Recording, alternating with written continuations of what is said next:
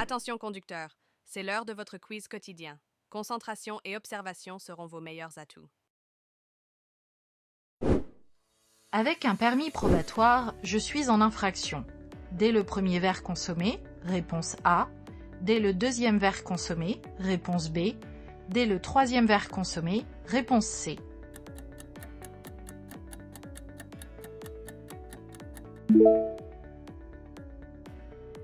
Quel est le taux d'alcool autorisé pour les conducteurs novices? Dès 0,20 g par litre de sang, soit 0,10 mg par litre d'air expiré, je suis en infraction.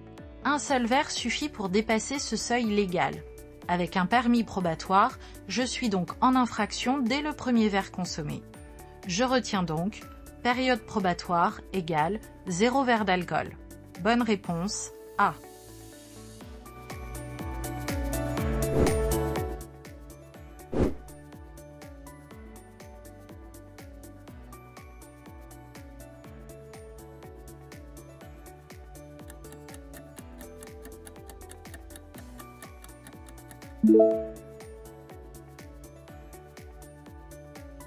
Comment analyser ces indices?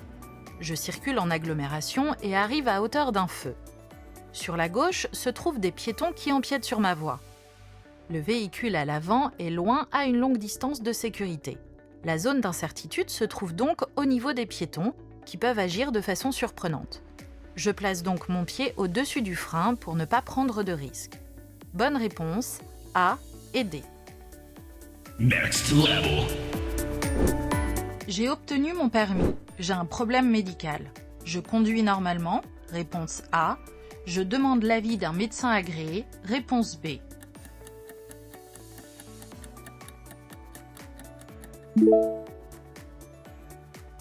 Que faire en cas de souci médical? Ma santé a un fort impact sur ma conduite.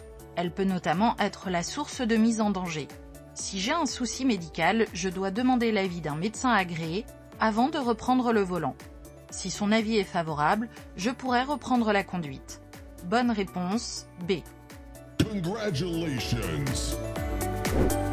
Un conducteur peut lire tous ces indices en même temps. Oui, réponse A. Non, réponse B.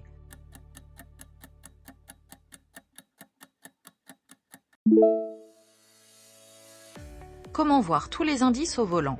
Les informations à enregistrer sont très nombreuses lorsque je conduis et mes yeux ne peuvent malheureusement pas tout voir en même temps. C'est pourquoi l'œil doit fonctionner par saccades pour me permettre d'analyser les zones de danger les plus importantes et de les hiérarchiser le plus rapidement possible. Bonne réponse B.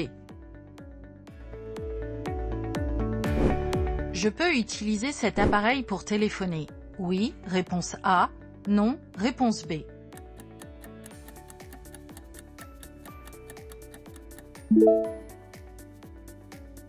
L'audition est-elle importante pour conduire?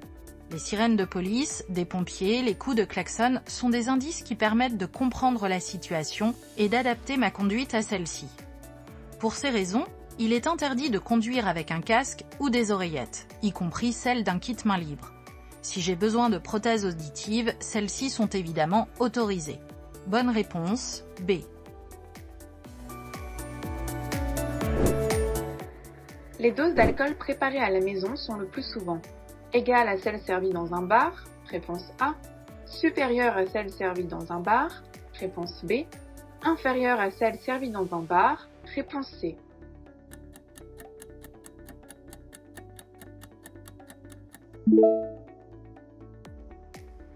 Quelle est la quantité d'alcool dans un verre dose bar?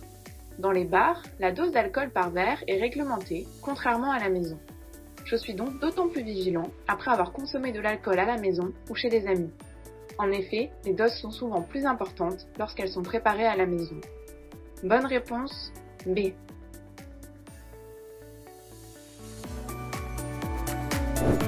À la vue de ces voitures immobilisées, j'allume mes feux de détresse. Oui, réponse A. Non, réponse B.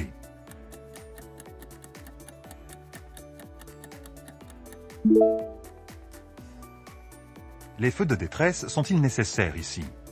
J'arrive derrière une file ininterrompue de véhicules. Tous freinent, comme en atteste leur feu stop allumé. Le véhicule derrière moi se trouve à distance. Je suis donc le dernier de la file actuellement. Je mets donc mes feux de détresse pour avertir de ce fort ralentissement. Bonne réponse, A. Après avoir pris un médicament de niveau 3, je peux malgré tout conduire sur une petite distance. Oui, réponse A. Non, réponse B.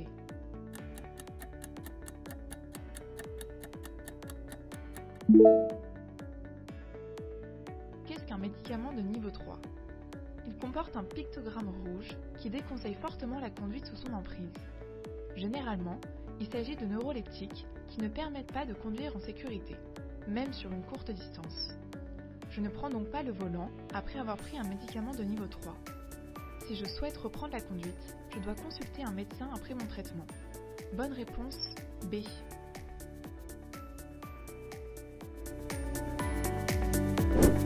La zone à risque se trouve en A, réponse A, B, réponse B, C, réponse C.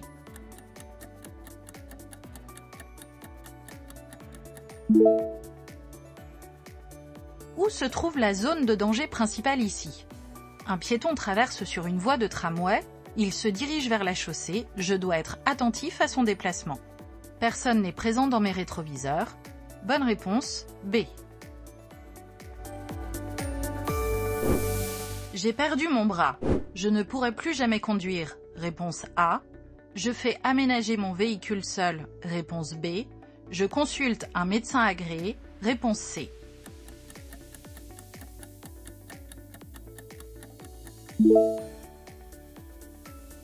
Que faire dans cette situation? En cas de perte d'un membre, il est important de consulter un médecin agréé par la préfecture. Il pourra ainsi décider du maintien ou non de votre permis et de l'aménagement de votre véhicule. Il est tout à fait possible de conduire, mais vous ne devez pas aménager votre véhicule seul. Cela doit être fait par un professionnel. Bonne réponse, C.